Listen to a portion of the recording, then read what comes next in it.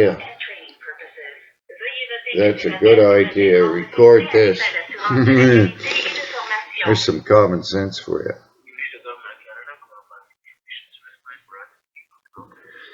Yeah, this is Gary Thompson calling. I said, well, I'm doing great. Is Teresa Dam still head of Public Health Canada? Dr. Teresa, do you know? Doesn't matter, I've talked to her before. Anyway, there's a shortage of ventilators, I'm hearing, for the coronavirus. Hello? Well, that's what I'm hearing in the news, and I've talked to a bunch of the politicians and stuff. Well, it makes comment. Well, there's a problem here. The executive director at Health Canada got canned in January 2019 for blowing the whistle. Health Canada removed rescue breathing from their resuscitation protocols for a breathing emergency. They're handing out wallet cards to all Canadian citizens.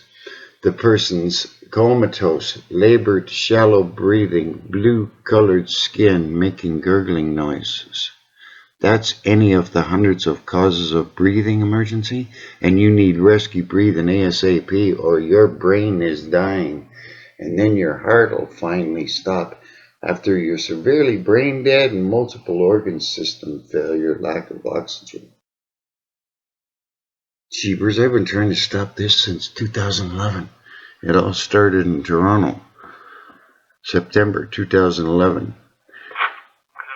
Yeah, the only politicians that I know have said anything was the mayor of Toronto and the medical officer of health at a press conference years ago and said, stop doing that. I'm publishing the resuscitation guidelines. I was there when Fittipot Taylor was at a conference here at Toronto, and Dr. Theresa Tam was there, and Bill Blair and John Tory and the mayor of Vancouver, Judy Darcy. And we had a talk. There was a coroner's inquest that ended December 20th, 2018. The jury's verdict was, do not deny rescue breathing to anyone. Because if you deny rescue breathing, you're dying. People are doing it. They've been told to do it up to 90-minute training session that I've taken several times. Yeah, well, it's nonsense. It's costing the taxpayer a fortune. Which province are you going from? Toronto, Ontario. Okay, and how were you able to find the number? I just phoned up the Minister of Health's office, Patty Hadju. Sent her an email. I've talked to her office before. They all know it's wrong. A 5-year-old child knows it's wrong. You've got a breathing problem. You better give him some air ASAP. Yet people are following the doctor's orders, Health Canada's orders. Heidi Jackson got canned. She was the executive director of the opioid division, got canned for whistleblowing. Health Canada used to say September 2018, start with rescue breathing. Well, of course. Every second you're withholding air from anyone, your blood chemistry becomes more and more toxic. High, low sugar, potassium, calcium, sodium, and hypercapnia. Carbon dioxide buildup in your blood system. So you give them rescue breathing and they turn pink again, which means they're healthy. If you're blue, your blood chemistry is toxic. Yeah, I know. Yeah, pink. You haven't ever heard this thing? In the pink, which means it's an old saying, means you're healthy. Pink oxygenated blood. Or let's get some air. You look a little blue around the gills. Not enough oxygen in your blood system. I'm published in the medical journals. The Heart and Stroke Foundation wrote them a letter back in 2013 and said, stop doing that. I'm the only official comment up. Parents are committing suicide after they found out they killed their own children. God. Well, of course, following instructions. Jeepers, I talked to the coroner years ago. He says, Gary, we got hundreds of them in here. Shouldn't be there. Jeepers. At the coroner's inquest, the Brad Chapman's coroner's inquest, there's a gentleman named Sean Court. He's the director of policy at the Ministry of Health, Ontario. On the stand, his response to the lawyers was, I don't know. I want my lawyers. Go ask Eric Hoskins. He's the one that makes us put the instructions in the box. I've talked to the general manager of the pharmaceutical company. Got him on tape. He says, Gary, keep up the good work. I know, it's risky breathing. Anyway, I'm just trying to make some awareness. You can look it all up on my Twitter, at Gary CPR, Gary CPR. All the information's there. I just got published in the New York Times, and I don't know why every citizen isn't concerned. It's your tax dollars going teaching this, and it could happen to you, and you won't be able to stop them because you'll be comatose through injury or illness. And these people are eagerly pounding on your beating heart as instructed. Yeah, I'm having to pull parents. I'm showing up on scene. Parents giving their non-drug overdose children chest compressions, and their children are alive.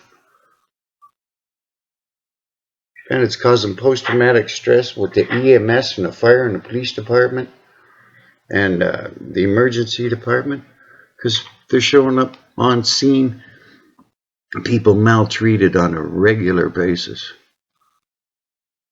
And the medical profession is screwed up because they keep their mouth shut. They don't dare tell on a doctor. Everybody's afraid of their jobs.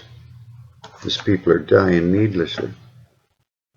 You want my phone number or my address? It's utter nonsense, buddy.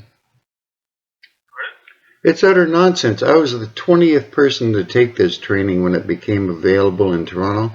It all started in Toronto in September 2011, and they've been taking it across the country ever since. Different provinces.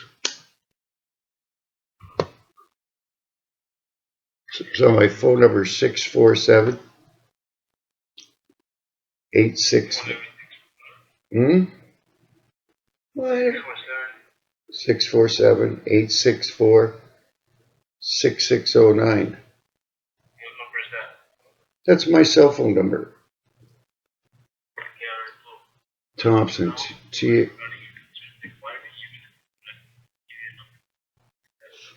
Pardon? You're going to give me a number to talk to somebody?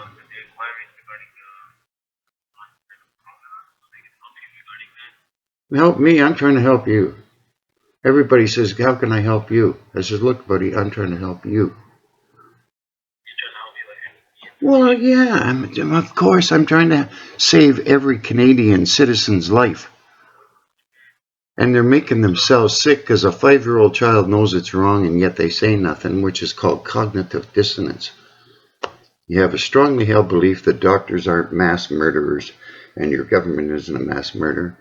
And you will lie to yourself and lie to others in order to protect that core belief, which makes you physically and emotionally ill.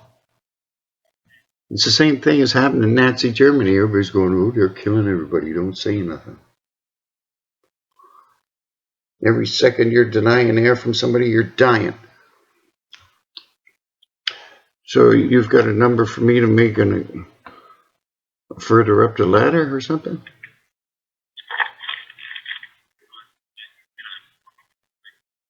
You're breaking up on me.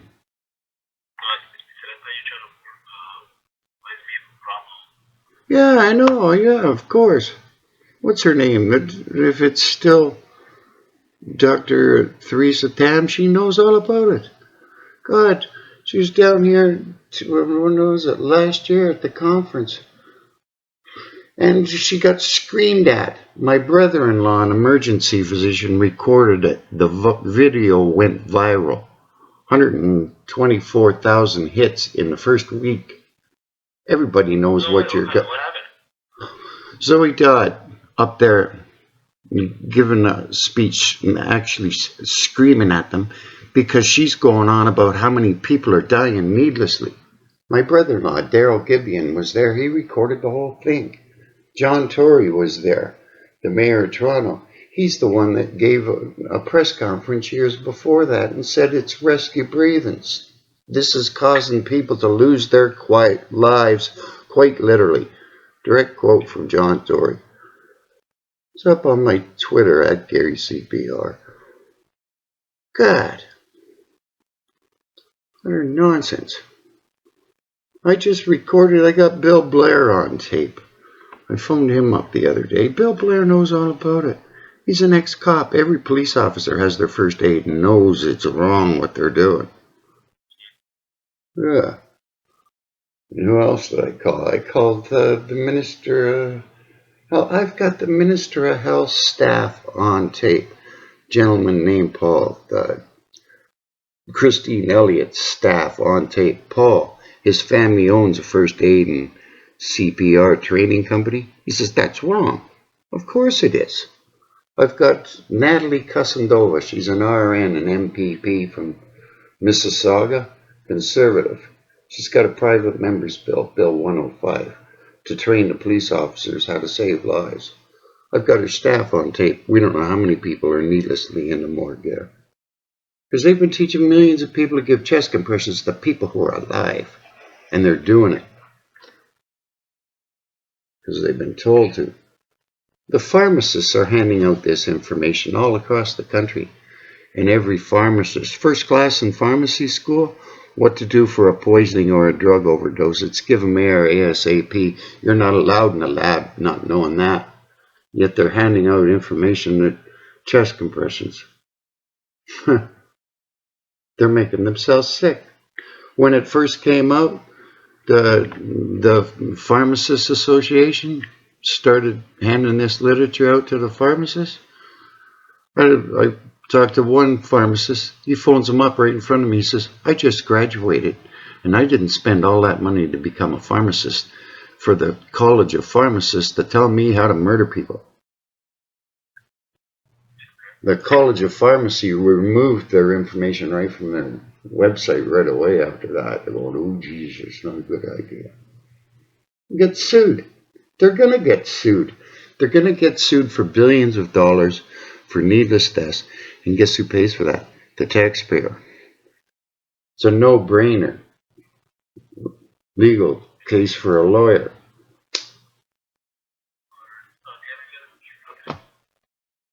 No, I don't have any other questions. I'm just trying to save your life, that's all. Oh, thank you very much. Yeah. Pass it around. Did you record this? I hope so, because I did.